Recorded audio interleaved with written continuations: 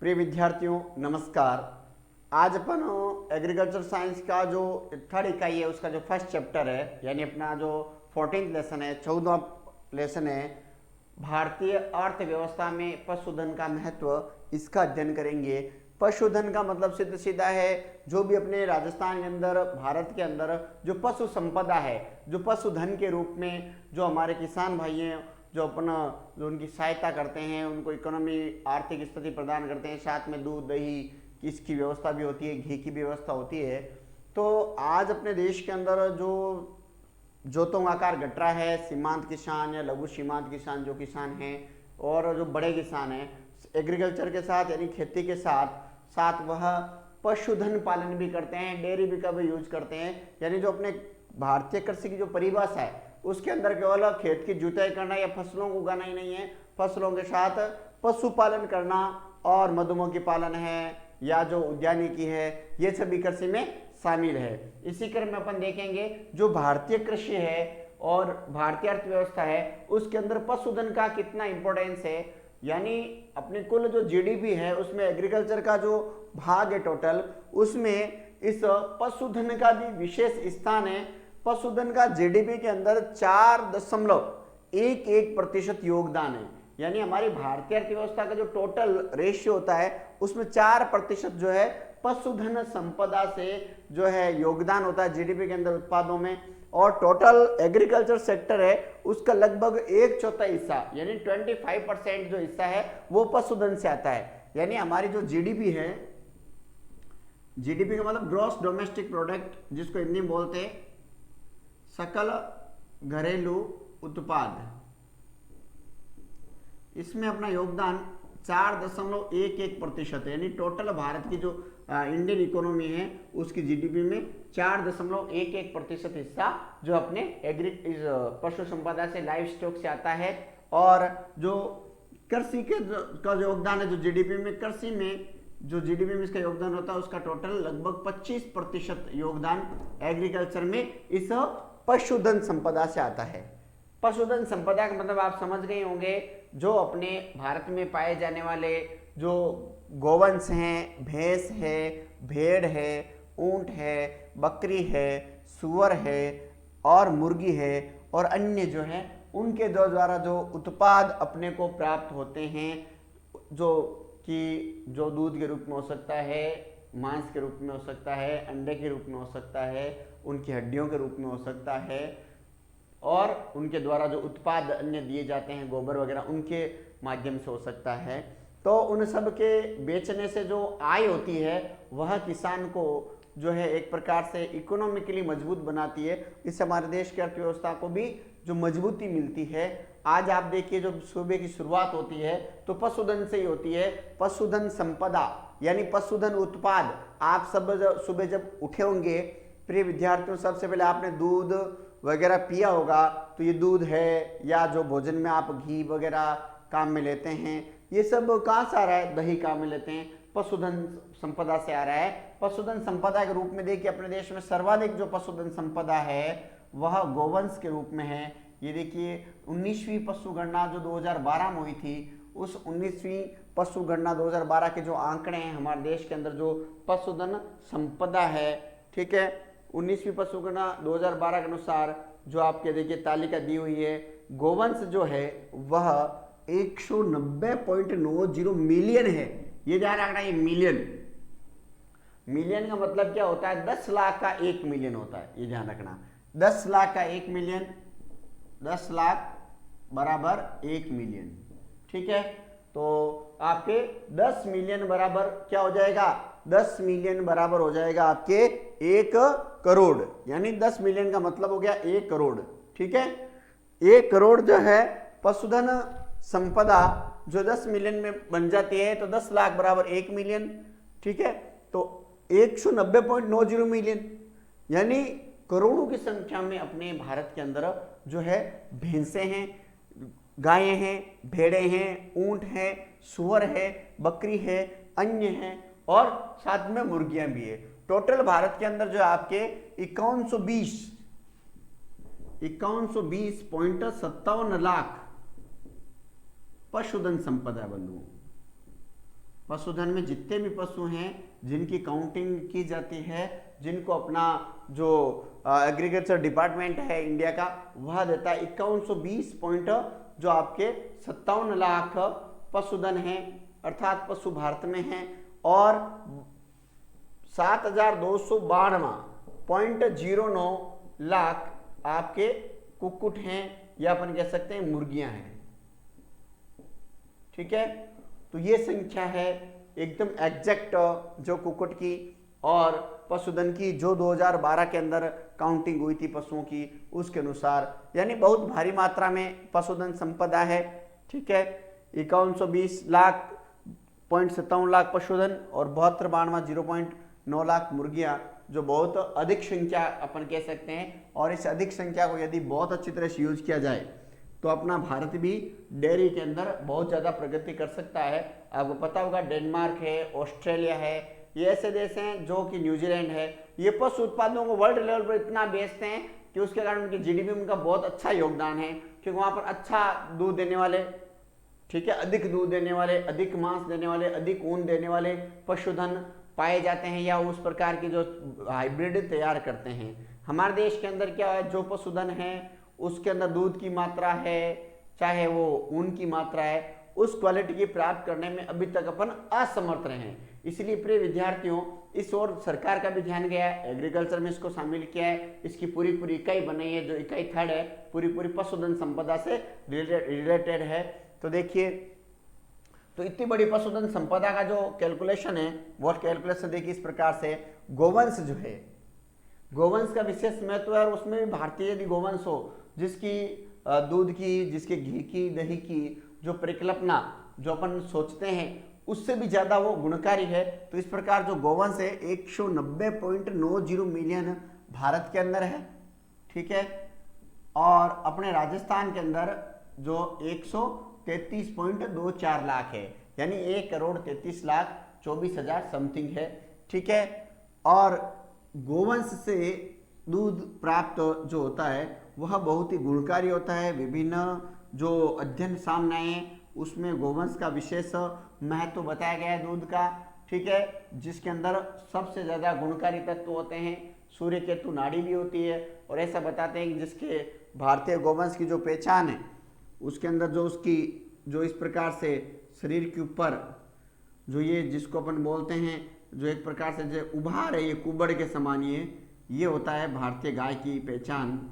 ठीक है, और नीचे जो गौमाता जिसको कहा जाता है गाय को, गाय जो है उसके जो आपके नीचे गल कंबल होता है, इस प्रकार से ये आकृति जो गल कंबल होता है ये, तो इसके अंदर यहाँ पर बताया जाता है विशेष प्रकार का जो दूध प्राप्त होता है बहुत ही गुणकारी होता है गोवंश का। इसी प्रकार भैंस है, तो भैंस के दूध में सर्वाधिक वसा की मात्रा होती है, जिसको अपन घी के रूप में देखते हैं। तो यदि घी प्राप्त करना हो तो उसके लिए जो भैंस है उसका दूध सर्वाधिक जो है घी उत्पादन करने में काम आता है, और सर्वाधिक दूध भी ये भैंसें ही देती है। कुछ भैंसें तो 40-40 लीटर तक दूध देती है। और आज अपने भारत की जो 135 करोड़ जनसंख्या है, और उसमें से 135 करोड़ में से अधिकांश लोग दूध का उपयोग करते हैं, और इतने बड़े क्षेत्र के लिए भैंसों के माध्यम से दूध का उत्पादन किया जाता है। अपने भारत में प्रतिदिन लाखों मिलियन टन की आपके दूध और दही, छाछ या पशु उत्पादों की डिमांड रहती है।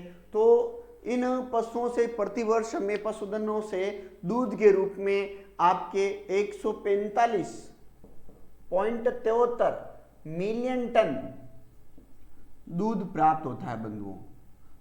इतनी बड़ी मात्रा में मिलियन टनों में दूध की जो प्राप्ति होती है, उसमें आपके जो प्रमुख योगदान है वो गाय, भैंस और बकरियों का है। गायों के माध्यम से दूध का उत्पादन हो रहा है, और भैंसों के माध्यम से हो रहा है, और बकरियों के माध्यम से हो रहा है। तो गाय के माध्यम से जो दूध का उत्पादन हो रहा है वह लगभग आपके 66.42 मिलियन टन, और जबकि भैंसों के माध्यम से लगभग 74 मिलियन टन, और बकरियों के माध्यम से 5.18 मिलियन टन दूध का उत्पादन प्रतिवर्ष भारत के अंदर होता है।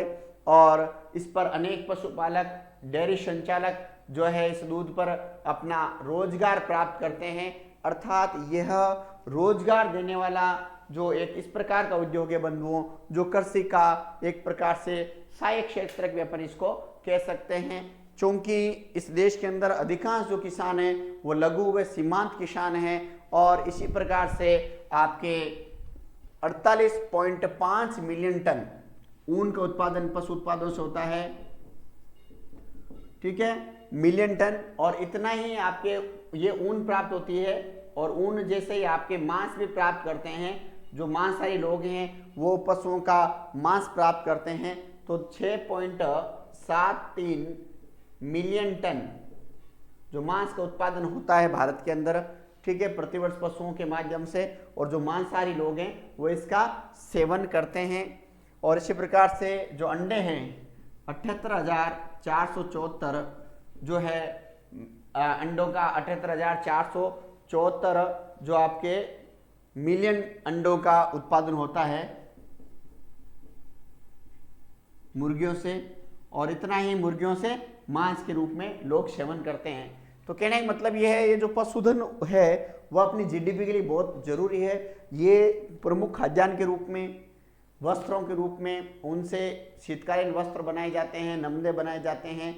इसके अलावा परिवहन में भी इसका बहुत बड़ा योगदान है। जैसे अपन बात करते हैं यदि गायों की, तो गोवंश जो है 190.90 मिलियन टन भारत में है। इसमें से राजस्थान के अंदर 133.24 लाख जो है राजस्थान के अंदर गोवंश है। तो बंधुओं, गोवंश से क्या क्या मिलता है? दूध मिलता है, इसके अलावा गोबर मिलता है गोबर खाद के रूप में, जो सबसे अच्छी खाद मानी जाती है।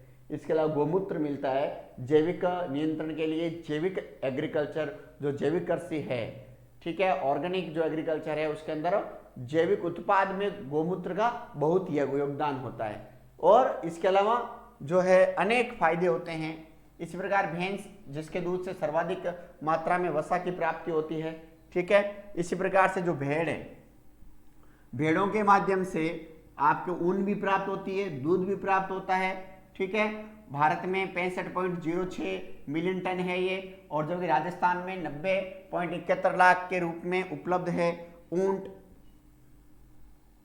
0.4 मिलियन के रूप में इतनी मात्रा में भारत में उपलब्ध है, जबकि 3.26 लाख राजस्थान के अंदर उपलब्ध हैं। ऊंट जो है आपको पता है सवारी, बहुत अच्छी सवारी हो सकती है इसकी, ठीक है। प्राचीन काल में सर्वाधिक ट्रांसपोर्टेशन के रूप में गांवों के अंदर जो उबड़ खाबड़ रास्ते, रेत से भरे रास्ते, रेगिस्तान का जहाज, ऊंट जो है ट्रांसपोर्टेशन का काम करता था। आज उसका स्थान ट्रैक्टर ले रहे हैं धीरे धीरे। खेती में भी पहले आपके ऊंटों को भी काम में लेते थे, और गोवंश के रूप में जो बैल होते थे, और राजस्थान के अंदर जो नागौरी नस्ल के बैल हैं वो सर्वाधिक लोकप्रिय हैं। और यहाँ पर जो पशु मेले लगते हैं, पशु मेलों का आधार भी वो जो नागौरी नस्ल के बैल थे या अन्य नस्लों के बैल थे। पंजाब, हरियाणा, मध्य प्रदेश, उत्तर प्रदेश से जो छोटे किसान हैं, सीमांत लघु किसान हैं, जहां पर दलदली क्षेत्रों में जो आपके धान की खेती करते हैं, चावल की खेती करते हैं, विशेष रूप से चावल के खेतों को जोतने, दलदली भाग को जोतने के लिए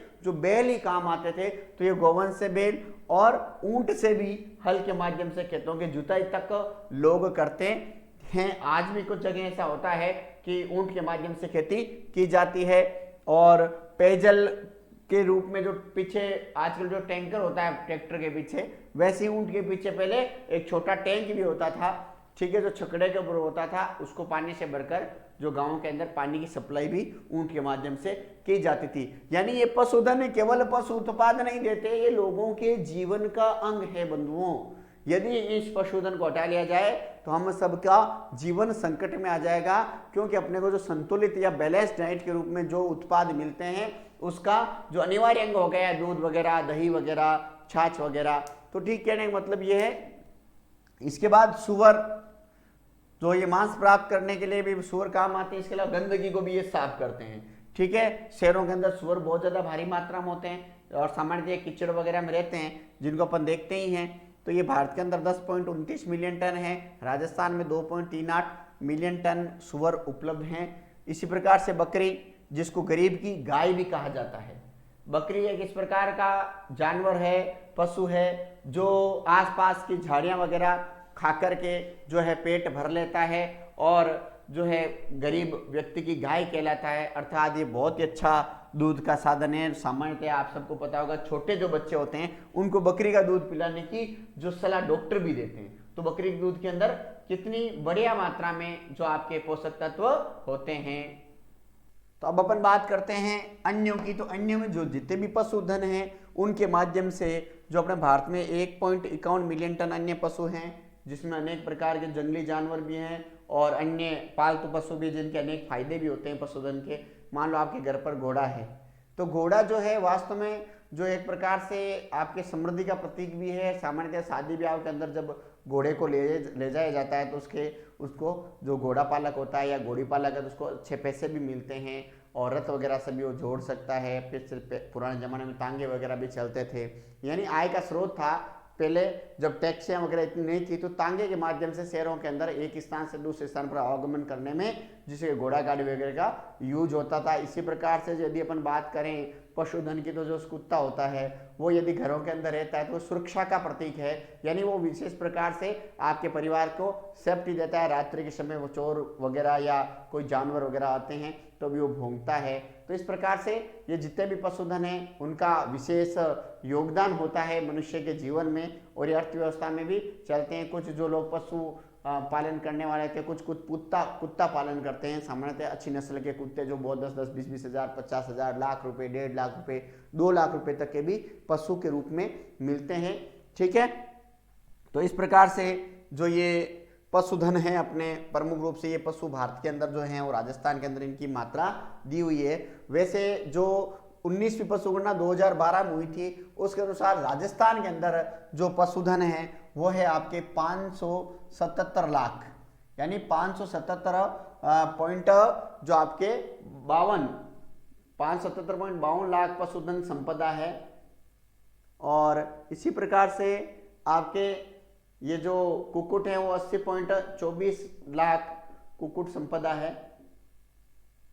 कुक्कुट सामान्यतः कहते हैं इसको मुर्गी को, तो ये ध्यान रखना है।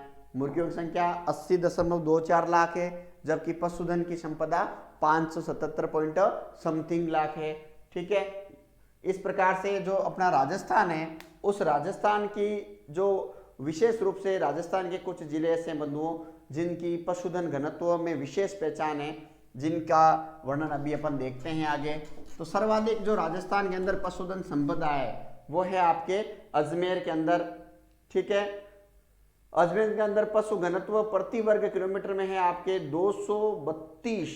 ठीक है, अलवर, बांसवाड़ा, बारा, बाड़मेर, भरतपुर, भीलवाड़ा, बीकानेर, यानी पूरे 33 जिलों में विशेष रूप से आपके पशुधन का महत्व है। अजमेर के अंदर मुर्गियों की संख्या सर्वाधिक है, जिसमें से अंडा उत्पादन होता है और मांसाहारी लोग मुर्गियों का पका करके उनका सेवन भी करते हैं और अन्य जैसे बकरियां वगैरह है या बकरे वगैरह है इनका भी लोग यूज करते हैं। कुछ तो धार्मिक रूप से भी, धार्मिक उत्सवों पर भी इन पशुओं का जो है उत्पाद काम में लेते हैं, खाने में काम में लेते हैं। और कुछ बलि वगैरह भी, इस प्रकार की भी अपन कुछ घटनाएं सुनते हैं। तो अपने राजस्थान की यदि अपन बात करें पशुधन संपदा की, तो बंधुओं सर्वाधिक पशुधन संपदा जो आपके पाई जाती है वह है बाड़मेर, यानी राज्य में सर्वाधिक पशुधन वाला जिला। तो ध्यान रखना है, सर्वाधिक पशुधन वाला जिला है बाड़मेर। बाड़मेर के अंदर सर्वाधिक पशुओं की मात्रा है। ठीक है, जो कि आपके लगभग आपके 28,387 वर्ग किलोमीटर जो ये वर्ग किलोमीटर क्षेत्र है, जिसमें 189 जो है पशु घनत्व प्रति वर्ग किलोमीटर में है। ठीक है, जबकि सबसे कम है आपके धौलपुर का। ठीक है, सर्वाधिक और कम वाला है आपके धौलपुर। धौलपुर छोटा सा जिला है जो उत्तर प्रदेश के पास में पड़ता है, जो कि अपना भारत का जो राजस्थान का सबसे ये पूर्वी जिला भी है। दूसरी बात ये देखिए, पशु घनत्व की दृष्टि से सर्वाधिक पशु घनत्व वाले जिलों में, यानी ये सर्वाधिक पशुधन वाला जिला है। सर्वाधिक पशुधन घनत्व वाला जिला जो है वो है आपके दौसा और राजसमंद। ठीक है, घनत्व में यानी प्रति वर्ग किलोमीटर क्षेत्र में घनत्व में सबसे ज्यादा जो स्थान आता है वह है अपना है दौसा और राजसमंद का। ठीक है, दौसा व राजसमंद। जबकि सबसे कम का जो है, सबसे कम घनत्व जो है पशुधन घनत्व में वह है आपके जैसलमेर। ठीक है, सर्वाधिक पशुधन घनत्व सबसे कम है जैसलमेर का।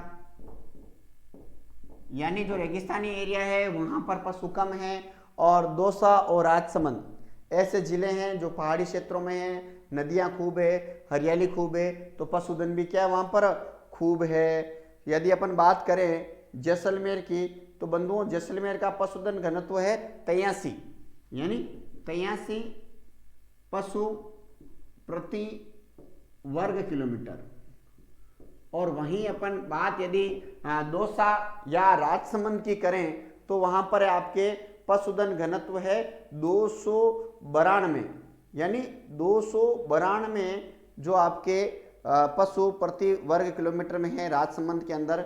और दौसा की यदि बात करें अपन, तो दौसा में भी लगभग इतना ही जो है पशुधन पाया जाता है, दौसा में भी। ठीक है, तो 292 दोनों का ही है, 292 पशु प्रति वर्ग किलोमीटर। ठीक है, और घनत्व का मतलब यही होता है, घनत्व बराबर प्रति 1 वर्ग किलोमीटर में पाए जाने वाले। ठीक है, यहां पर पशुधन है। ठीक है, पशुधन घनत्व है, तो अपन यहां सीधा लिख देंगे पाए जाने वाले पशु। और मान लो जन घनत्व है, तो वही होता है कि प्रति 1 वर्ग किलोमीटर में रहने वाले जन अर्थात लोगों की संख्या को जन घनत्व कहते हैं। यहां पर चूंकि पशु है तो इसलिए पशुधन घनत्व भी यही होगा, प्रति 1 वर्ग किलोमीटर में पाए जाने वाले पशुओं की जो औसत संख्या है उसको औसत संख्या जितनी भी है उसको अपन पशुधन जो घनत्व कहते हैं। सबसे कम है जैसलमेर का 83 पशु प्रति वर्ग किलोमीटर, जबकि दौसा राजसमंद का 292 292 जो पशु प्रति वर्ग किलोमीटर। जबकि अपने राजस्थान का बंधुओं मानवीय जो जन घनत्व है वह है आपके, याद रखने के लिए अपन रख सकते हैं 200 व्यक्ति प्रति वर्ग किलोमीटर। यानी मनुष्य तो 200 रह रहे हैं, जबकि पशु कितने रह रहे हैं 292, यानी जो अपना जन घनत्व है।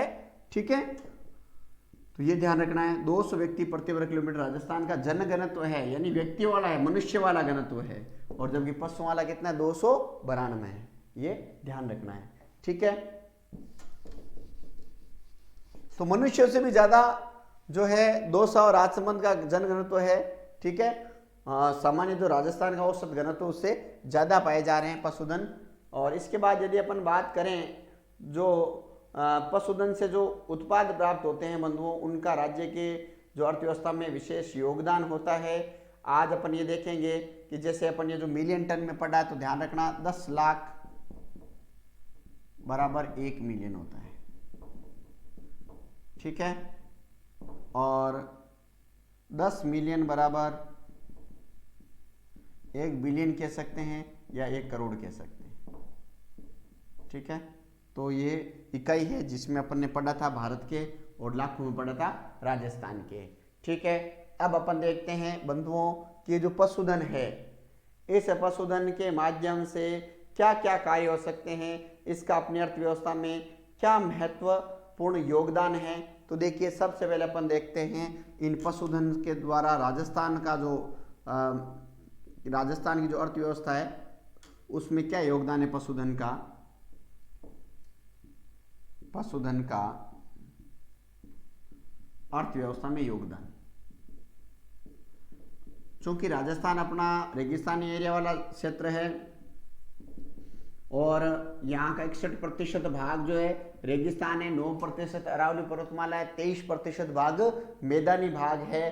तो कुल मिला के मैदानी भाग और पहाड़ी क्षेत्र 23 और 9 जो आपके लगभग 29 या अपन कह सकते हैं जो क्षेत्र है पठारी भाग लगभग 6-7% है। यहाँ तो हरियाली खूब रहेगी। 61% जो राजस्थान का आधा भाग है अपने, उसमें क्या है, डेजर्ट ही डेजर्ट है। तो बंधुओं ये जो डेजर्ट वाला एरिया है, ये वाला, यहाँ से अरावली पर्वतमाला गुजरती है, इसमें जो पशुधन घनत्व कम है। इधर पशुधन घनत्व ज्यादा है, चाहे भैंसें हो चाहे गायें हो। इधर तो ज्यादातर क्या है पाई जाएगी, भेड़ बकरियां या जो गाय गोवंश है या ऊंट है। ये जो विरल क्षेत्र में, चाहे जैसलमेर हो, बाड़मेर हो, बीकानेर हो, नागौर हो, जोधपुर हो, ये प्रमुख रूप से रेगिस्तानी एरिया वाले जिले हैं। तो बीकानेर वगैरह, ये जो गंगानगर वगैरह है वहाँ पर, जबकि अधिक जो जन घनत्व है इसका पशुधन का, वो आपके ये जो पूर्वोत्तर के जो जिले हैं, ठीक है, पूर्वोत्तर के या दक्षिण के जिले हैं, वहाँ पर पशुधन ज़्यादा पाया जाता है। चूँकि यहाँ हरियाली है, घास वगैरह या जो खाने पीने की व्यवस्था बढ़िया होती है।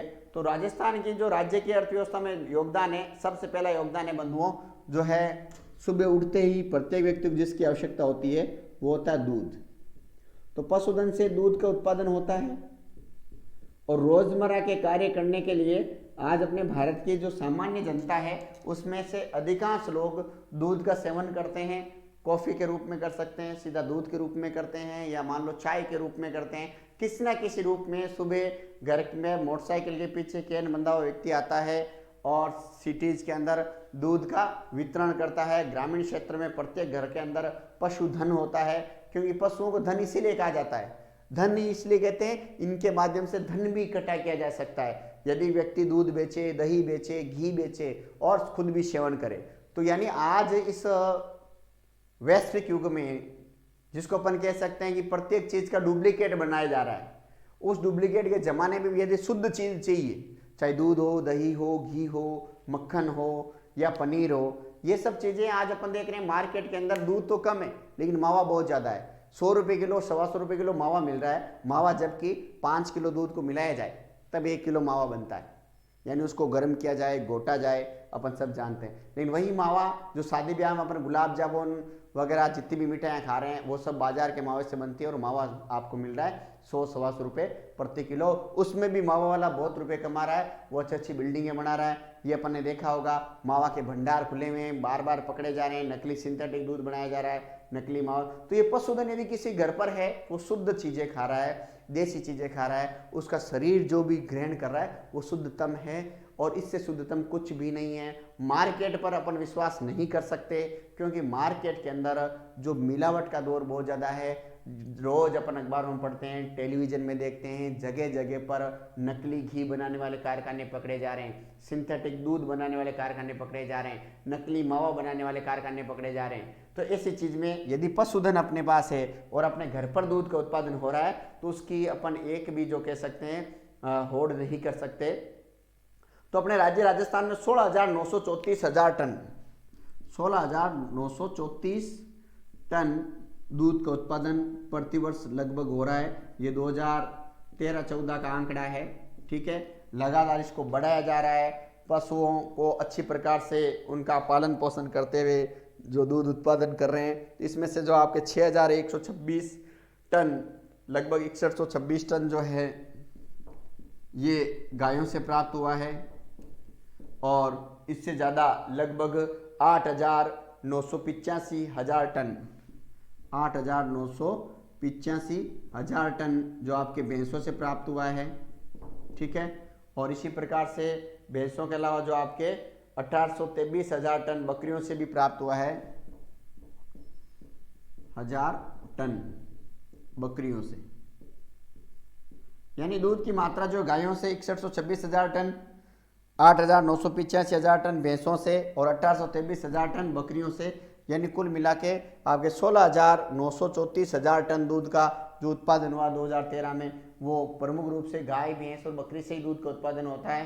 केवल पहाड़ी क्षेत्रों में याक से या अन्य जानवरों से जो प्राप्त होता है, क्योंकि अपन राजस्थान के बारे में पढ़ रहे हैं, तो राजस्थान में देखिए सर्वाधिक दूध का उत्पादन गाय, भैंस और बकरियों के तीनों के माध्यम से ही होता है, ठीक है। बाकी का यूज नहीं होता। भेड़ का दूध यूज सामान्यतः नहीं करते, उसका दूध का यूज मालिश में करते हैं या अन्य जो सूजन संबंधी रोग उनमें होते हैं। भेड़ों का पालन जो है दूध के लिए नहीं करके भेड़ों का पालन करते हैं अच्छी ऊन प्राप्त करने के लिए की जाते हैं। और जो भेड़ें हैं अपने बाड़मेर जैसलमेर में खूब पाई जाती है। और दूध उत्पादन में राज्य का भारत में द्वितीय स्थान है बंधुओं, सेकंड स्थान है। ठीक है, दूध उत्पादन में जो राजस्थान का स्थान कौन सा है याद रखना है। दूध उत्पादन में राजस्थान का स्थान तो दूसरा स्थान है बंधुओं, ये ध्यान रखना, सेकंड रैंक है अपने राजस्थान की। ठीक है, जबकि भारत की विश्व के अंदर सर्वाधिक दूध उत्पादन करने वाले राज्यों में से एक है। ये इसकी जो अपन कह सकते हैं विशेषता है। दूध के जैसे ही अपने राजस्थान की जो दूसरी विशेषता बंधुओं, यहाँ के जो जानवर पाए जाते हैं उनमें जो है मांस का उत्पादन भी बहुत ही अच्छा होता है या सर्वाधिक होता है। और ये सर्वाधिक मांस का उत्पादन होने के कारण अपन कह सकते हैं राजस्थान की अर्थव्यवस्था में जो है मांस उत्पादन भी जो है एक विशेष योगदान देता है अर्थव्यवस्था के अंदर, क्योंकि शाकाहारी लोगों के साथ मांसाहारी लोग भी पाए जाते हैं। ठीक है, तो ये मांसाहारी जो लोग होते हैं ये मांस का सेवन करते हैं। सामान्यतः जो बकरे का मांस है, ठीक है, या जो मुर्गी का मांस है, इनका यूज करते हैं। तो 2014-15 का जो आंकड़ा है उसमें 181,000 टन मांस का उत्पादन हुआ है। 181,000 टन मांस का उत्पादन हुआ है। और जिसमें जो मांस है वह सामान्यतया जो अपन एक मुहावरा पढ़ते हैं, बकरे की माँ कब तक खैर मनाएगी, यानी मुख्य रूप से लोग बकरे का मांस खाते हैं। ठीक है, तो बकरा जो है उसका मांस का जो आपके जो है उसको कहा जाता है आपके चेवान, भेड़ के मांस को कहते हैं मटन, और सुअर के मांस को कहते हैं पोर्क, गाय के मांस को बीफ कहते हैं। मांस उत्पादन में राज्य का भारत में 12वां स्थान है। ठीक है, तो यानी मांस के अलग अलग नाम हैं। जो मांसाहारी लोग होते हैं वह सामान्यतया मांसाहार करते हैं। ठीक है, वैसे शाकाहारी सर्वश्रेष्ठ जीवन होता है। मांसाहारी जो जीवन है वह विभिन्न रोगों का जो अपन कह सकते हैं कि बुलावा होता है। इसलिए शाकाहार यानी पशुधन का मांसाहार के रूप में जितना उपयोग हो रहा है उतना शाकाहार के रूप में ज़्यादा उत्पादन होता है, या अपन कह सकते हैं उनका ज़्यादा महत्व होता है। धन्यवाद।